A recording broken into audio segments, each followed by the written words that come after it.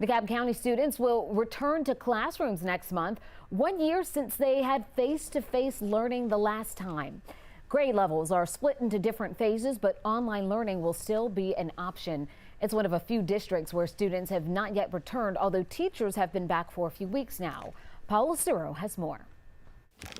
If the news of DeKalb students heading back to in-person learning sounds familiar, that's because it is. In December, the district said students would be allowed back mid-January, and that was delayed after a spike of COVID-19 cases in the state. We've had this announcement before, and they've pulled the rug out from under us. So hopefully, fingers crossed, we're going to ride that rug right into school here on March 9th. Seth Schreiber's 6th and 9th grade daughters are part of the district's second phase of reopening. Phase 3 is supposed to begin March 15th. To me, it's a no-brainer.